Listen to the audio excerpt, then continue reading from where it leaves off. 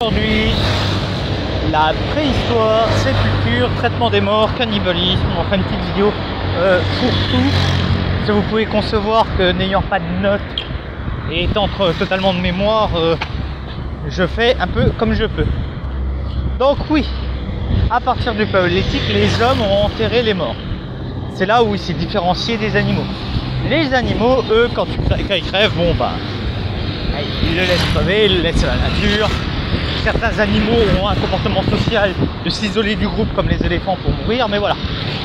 Alors comment on démontre qu'il y a eu le début d'un traitement des morts? Et bien par plusieurs éléments. Déjà, comment est positionné le corps? Il peut être positionné dans une certaine position, hein, voilà, pour esthétiser le corps.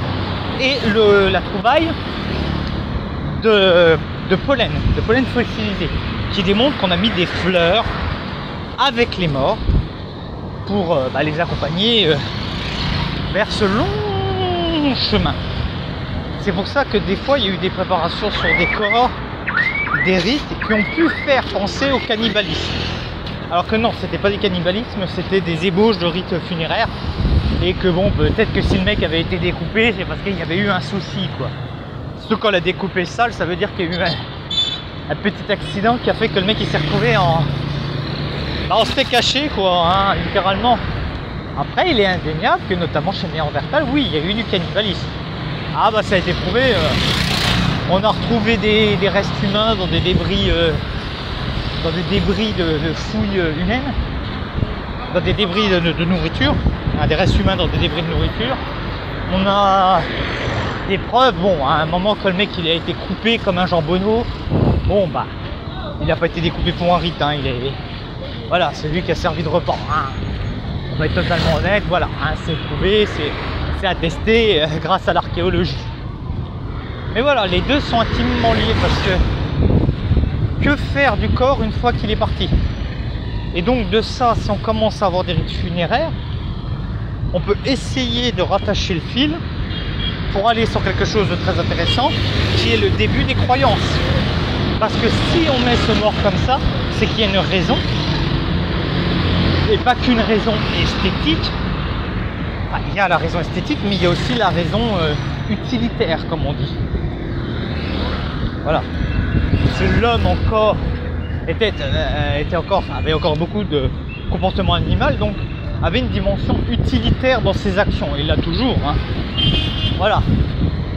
Donc toutes ces questions se mènent à s'interroger pourquoi le corps est comme ça, pourquoi on met telle fleur comme ça, et ça nous permet d'aller dans les proto-religions, c'est-à-dire les ébauches de croyances qui existent là aussi dès le paléolithique. Aujourd'hui, je vais vous parler d'une branche un peu particulière de l'histoire qui est l'historiographie. Alors, l'historiographie est quelque chose de très intéressant et quelque chose qui, avec le temps, devient un petit peu ce qui me plaît plus dans l'histoire. C'est une branche de l'histoire qui n'étudie pas une période historique, qui n'étudie pas un espace particulier, mais qui étudie la science historique. En gros, l'historiographie, pour faire simple, c'est comment on fait l'histoire, avec quelles sources, comment cette écriture de l'histoire évolue au fil du temps, hein. C'est-à-dire par exemple comment on fait l'histoire au XVIIe siècle, c'est plus du tout la même façon du XIXe siècle, vous êtes bien d'accord? Comment on enseigne l'histoire aussi, ça peut être très intéressant. Comment on prend la connaissance historique, comment on l'obtient? L'historiographie parle aussi des sources de l'histoire, parle des grands historiens qui eux-mêmes ont influencé leur science, hein, certains historiens ont été novateurs et ont influencé leur science. Voilà, c'est ça l'historiographie. Ça montre aussi les défis et les enjeux dans la science. C'est ce qu'on pourrait appeler, comme dans les autres sciences, de l'épistémologie, quoi. L'étude scientifique d'une science. Mais on a un mot particulier, tu vois, parce que nous on est l'histoire et puis on n'est pas, voilà, on n'est pas n'importe qui. Alors l'intérêt de l'historiographie est que ça permet de comprendre qu'est-ce que l'histoire réellement. Parce que quand tu vas aux origines, quand tu vas à l'époque antique, parler de comment faisait l'histoire d'Hérodote, comment... Voilà, puis ça permet aussi de saisir les débats de fond qu'il y a dans les sociétés. Par exemple, une des grandes questions historiographiques au milieu du XVIIIe siècle était pourquoi l'Empire romain s'est cassé la gueule. L'importance des civilisations antiques dans les sociétés, notamment les sociétés d'élite, se voit par exemple avec un Edward Gibbon qui fait la raison de la chute de l'Empire romain.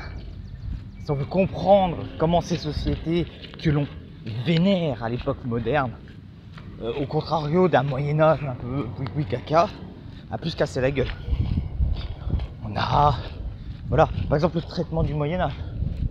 On voit bien que comment l'historien traite le Moyen-Âge en lui collant, notamment à une époque, tous les trucs un peu caca, puis en macre, on a des sociétés qui deviennent républiques et laïques et qui donc salissent le Moyen-Âge et en prennent vraiment les plus mauvais côtés, les plus gressons.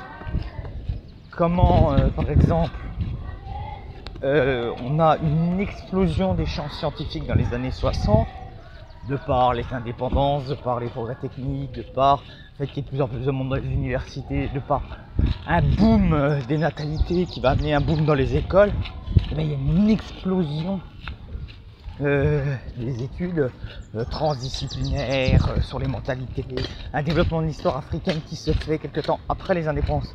C'est-à-dire que quand vous étudiez la science, vous voyez à peu près les débats qu'il y a à cette époque-là. Voilà. Il y a eu beaucoup d'histoires sur l'Europe pendant l'entre-deux-guerres, pour montrer que l'Europe était une civilisation commune. Vous voyez un petit peu comment les réflexions sur une science indiquent beaucoup comment ça se passe. Et aujourd'hui, on a tous les débats sur l'utilité de l'historien, dans une période où le temps est un peu chahuté dans la société de l'instant. Alors, l'évolution des hominidés. Alors, pendant très très longtemps, la vision qui a triomphé sur l'homme, c'est que la vision religieuse. Ce partout. Les divinités ont créé l'homme à leur image. On retrouve ça dans beaucoup de religions. Dans d'autres religions, l'homme serait sorti de la nature. Mais voilà, la nature divinisée. Ne l'oublions pas. Les premières évolutions, c'est dès le 19e siècle où il y a quand même des hypothèses d'homme antédiluvien, c'est-à-dire un proto-homme. L'homme avant l'homme. Et après, il y a eu une chier de découvertes. Grosso merdo, à gros traits, pour être pragmatique dans ce que je vais dire. Je ne vais pas trop rentrer dans les détails, mais on a l'Australopithèque qui a des caractéristiques d'homme et de singe. Sa bipédie n'est pas parfaite, on va dire. C'est pas idéal. Après, on a eu Homo habilis, Homo erectus, Homo sapiens, on a eu Néandertal, et tous ces hominidés ont vécu à des périodes précises, mais ont aussi cohabité avec d'autres espèces d'hominidés. Néandertal a par exemple cohabité avec Homo sapiens sapiens. Cet Homo sapiens sapiens, qui sait deux fois, qui est la branche humaine où on est tous originaires. Après, il y a des métissages avec d'autres lignes hominidés, ce qui fait qu'on est tous de la même espèce humaine, mais voilà, c'est comme une recette de cuisine, c'est pas dilué pareil. Donc, les découvertes sur les hommes préhistoriques, les grandes différences entre les différentes lignes hominidés sont déjà par rapport à la bipédie pour les premiers hommes. Est-ce que cette bipédie est totale ou incomplète? On le voit par rapport aux mains, par rapport aux pieds, qui démontrent le mode de locution. Et après, les différences, c'est surtout au niveau de la taille du crâne. Parce que le développement du lobe frontal, dans l'évolution des hominidés, va permettre l'apparition de deux trucs très importants, les outils et le langage. Les outils, c'est le matos qu'on sert pour travailler, la nature, pour se nourrir, pour chasser, pour se défendre. Donc ça a quand même une importance. Et le langage, la transmission de ces connaissances. La transmission de ces connaissances. ces connaissances seront transmises par le langage, parce qu'il n'y a pas encore d'écrit à l'époque. Et donc ouais, l'apparition du lobe frontal et ce développement, ça joue énormément. On doit savoir aussi que